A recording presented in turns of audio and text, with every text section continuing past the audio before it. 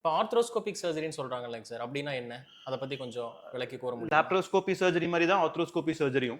Arthroscopic சர்ஜரினா நுண்துளை அறுவை சிகிச்சை. அதாவது என்னன்னா, சின்னதா ஒரு தொலை மட்டும் போட்டு முட்டியிலயோ இல்ல தோள்பட்டையிலயோ சர்ஜரி பண்றதுக்கு பேரு தான் ஆர்த்ரோஸ்கோபி சர்ஜரி. சோ அதோட அட்வான்டேஜஸ் என்னென்னு பாத்தீங்கன்னா, தொலை போட்டு ஆபரேஷன் பண்றதுனால பிளட் லாஸ், ரத்த இழப்பு ரொம்பவே கம்மியா இருக்கும். சீக்கிரமா அடுத்த நாளே நடக்க வச்சிடலாம். பண்ற சர்ஜரியோட ரிஹாபிலிட்டேஷன் பாத்தீங்கன்னா அது ரொம்ப குயிக்கா இருக்கும். சரி, இப்ப அது வந்து ரொம்ப அ யங் அடல்ட்ஸ், அதாவது ரொம்ப வயசு கம்மியா இருக்கவங்களுக்கு மட்டும் தான் பண்ண முடியுமா? இல்ல ஓல்ட் ஏஜ் இருக்கவங்களுக்கும் பண்ணலாமா? எல்லாரும் நினைச்சிட்டு இருப்பாங்க ஆர்த்ரோஸ்கோபிக் சர்ஜரினா ரொம்ப சின்ன சின்ன வயசானவங்களுக்கு மட்டும் தான் பண்ண முடியும்ட்டு. அப்படி கிடையாது. சின்னவங்களுக்கு என்ன ஆகும், லிகமெண்ட் இன்ஜுரின்னு ஒரு பெரிய விஷயம் நடக்கும்.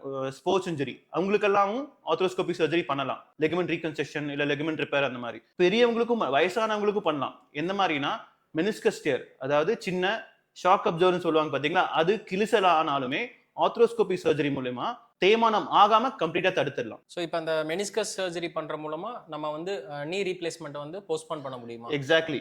இந்த ஆர்த்ரோஸ்கோபிக் சர்ஜரிக்கு இன்னொரு பேரு நீ பிரிசர்வேஷன் சர்ஜரின்னு சொல்லுவாங்க. அதாவது என்னன்னா, மூட்டு தேய்மானம் ஆரம்பிக்கிறதுக்கு முன்னாடி முதல் ஸ்டேஜ் மெனிஸ்கஸ் டியர். சோ அத ரிப்பேர் பண்ணிட்டோம்னா ஃபியூச்சர்ல தேய்மானம் ஆகாம தடுக்கலாம். சோ அதுக்காக தான் அந்த வயசுக்கு மேல ஒரு 50 வயசுக்கு மேல கால் வலின்னு வரவங்களுக்கு நம்ம அப்படியே விட்டுறக்கூடாது.